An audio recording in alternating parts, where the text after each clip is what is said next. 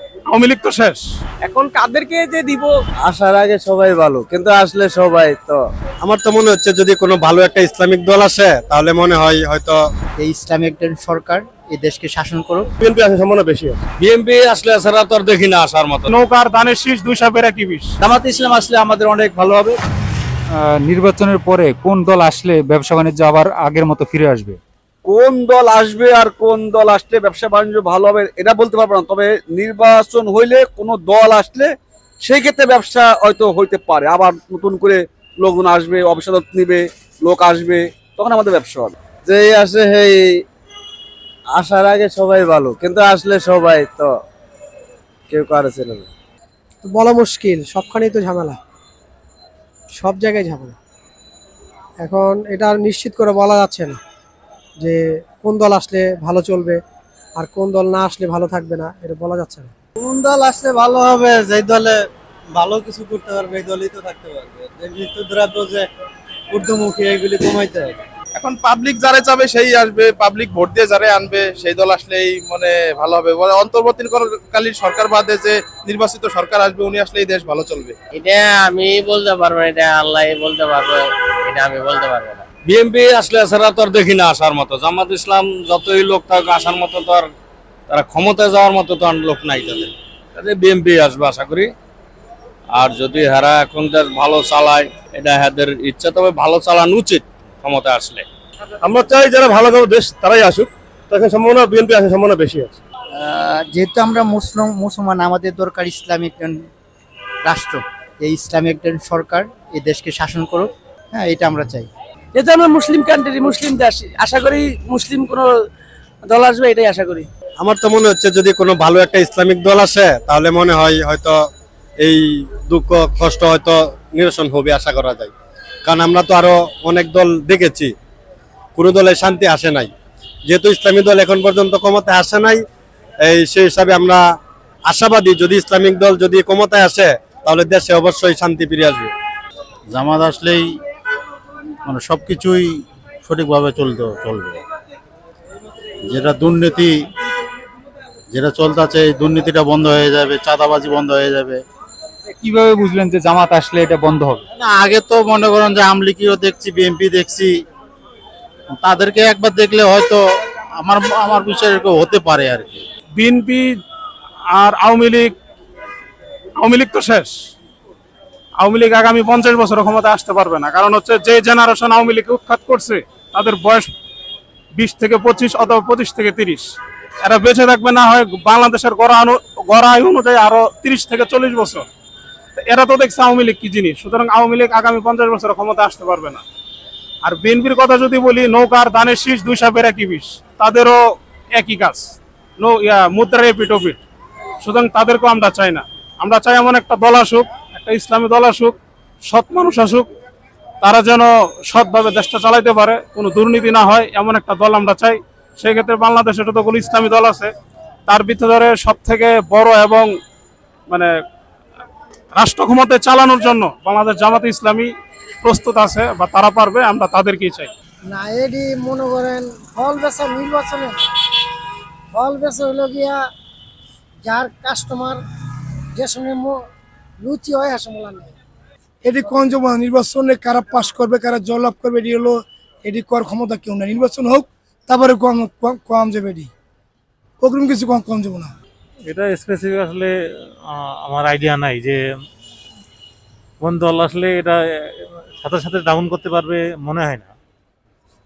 হয়তো কিছুটা হয়তো কোনো নির্বাচিত সরকার আসলে হয়তো এটা টেক কেয়ার করলে হয়তো স্থিতিশীল থাকতে পারবে, কিন্তু এমন কোনো সরকার নাই যে আসলেই এটারে চাল আবার 10 টাকা কেজি করে দেবে বলে মনে হয় না। আমার মতে আওয়ামী লীগ সরকারই ভালো ছিল, কারণ বিএনপি সরকার যেগুলো করতেছে আসার আগেই তো ওরা একেবারে পাগল হয়ে গেছে। মানুষের সাথে আসার ব্যবহার অনেক খারাপ করতেছে। আমার মনে হইতেছে যে আওয়ামী লীগ সরকারই ভালো ছিল।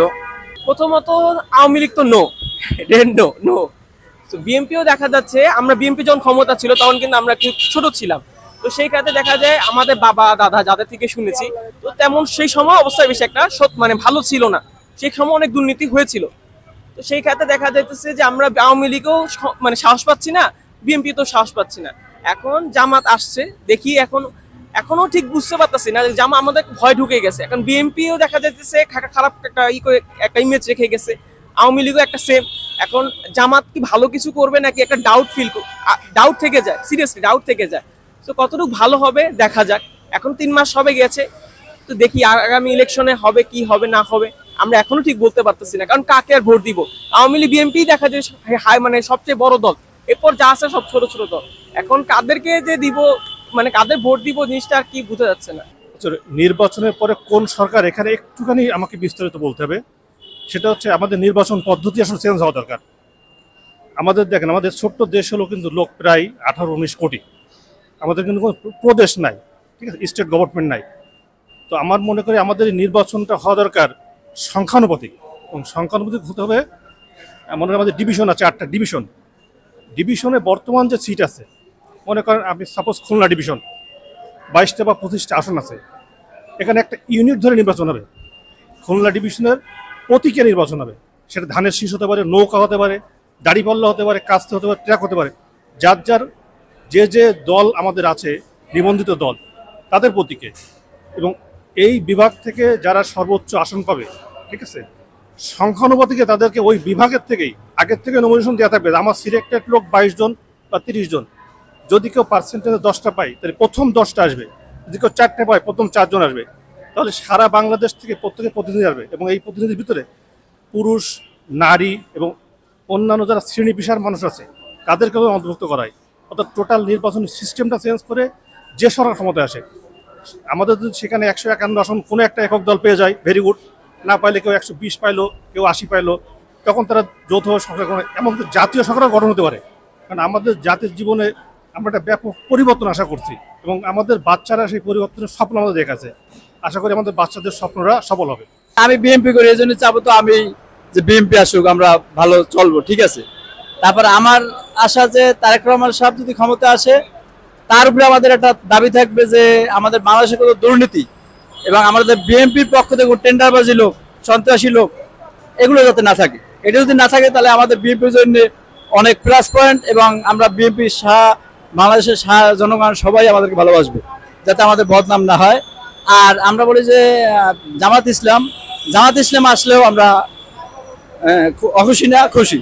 জামাত ইসলাম আসলে আমাদের অনেক ভালো হবে। তা আমরাও চাই যে দুই দল মিশেই একটা ইলেকশন হোক, এবং যে হোক আমরা তারই আমরা খুশি, দুই দলের ভিতরে। তো আমরা চাই বিএনপি করে বিদায় আমরা বিএনপির সাপোর্ট দেবো, কারণ বিএনপি আসলে আমাদেরও ভালো। কিন্তু আমরা চাই আমরা বিএনপি যদি ক্ষমতায় আসি, আমাদের দলের ভিতরে কোনো সন্ত্রাস, দুর্নীতি এগুলো যাতে না থাকে, এটাই আমি চাই। এটা তারেক রহমানের উপরে আমার একটা দাবি, এবং ফখরুল ইসলাম স্যারের সাথে আমার এটা দাবি। ওনাদের এখন বলতে পারি না, পাবলিক হয়তোবা বাংলাদেশের দল দুইটাই, আওয়ামী লীগ আর বিএনপি, হয়তোবা এই দুই দলের কেউই আসবে। ঘটনা থেকে সবচেয়ে সচেতন যাওয়া সবচেয়ে বেশি দরকার। যেমন আমি আগে দেখছি যে আপনার একটা কীটনাশক দিয়ে মনে করেন যে আপনার সব মানে শেষ হয়ে যেত। যেমন মুজিকাটি, কারেন্ট পোকা, আপনার এইসব যেগুলো আছে, তারপর মনে করেন যে এইসব জিনিসগুলো মনে করেন একটা বিষ দিয়ে শেষ হয়ে যেত। কিন্তু বর্তমানে প্রত্যেকটা যে মুজিকাটির জন্য মুজিকাটি দিতে হবে, পচার জন্য পচা দিতে হবে। তারপরে হলো আপনার যে ফ্লো একটা ধরনের মানে গাছে মনে করেন কালো কালো দাগ হয়, এর জন্য একটা ব্রাস্ট বলা হয়, ব্রাস্ট। এই ব্রাস্টের জন্য বীজ দিতে হবে, কিন্তু আগে কিন্তু একটা বীজ দিলে হয়ে যেত। তার মানে এটা মনে হতো ভোগী আছে একটা মানুষের। এইখানে মনে করেন যে আপনার নিম্নতম যেখানে 500 বা 700 টাকা দিয়ে কাম হইতো, সেখানে মানে 2000-2500 টাকা লাগতেছে। এই সব জিনিসগুলো সরকার যদি দেখে, তাহলে উৎপাদন খরচ কম যদি আসে, তাহলে বাজারে কম হওয়ার সম্ভাবনা কম, মানে কমে যাওয়ার সম্ভাবনা বেশি আছে। আর এটা যদি মনে করেন যে আপনার যদি এইটা যদি নিয়ন্ত্রণ না করে, তাহলে তোমার কৃষক যদি না বাঁচ, মানে অর্থাৎ আমরা এখন যেটা করতেছি, মানে আমরা আমাদের জন্য সবাই কথা বলতেছি, কিন্তু কৃষকের জন্য কেউ কথা বলতেছে না। বাট আপনার কৃষক যেটা উৎপন্ন করবে, উৎপন্ন করে যদি লাভ পায়, যেমন আমি কৃষক আবাদ করছি, আমি 17 বিঘা মাটি আবাদ করছি, 2.5 লক্ষ টাকা খরচ হয়। আমি নিজে কান ধরে তোবা করে চলে আসছি যে আমি কৃষি কাজ করব না। কারণ হলো যেখানে আমি ইনভেস্ট করে, আমি 2.5 লক্ষ টাকা ইনভেস্ট করে আমি যেখানে আমি 1 লাখ 2 লাখ টাকাও পাই না, আমি 2.5 লক্ষ টাকা ইনভেস্ট করলে আমি ওখানে আমার 2 লাখ টাকা বা 3 লাখ টাকা পাতে হবে। সেখানে আমি কামাই হচ্ছে আমার 1 লাখ 1.5 লাখ টাকা, 1 লাখ টাকা আমার মানে লস হয়ে যাচ্ছে। তাহলে আমি কৃষি কাজ করতে যাব? কখনোই না। শ্রমিকের দাম বেশি, সব দাম বেশি, কিন্তু আমরা কিন্তু এই জিনিসটা সরকার যদি দেখে তাহলে উৎপন্ন খরচ কমে যাবে।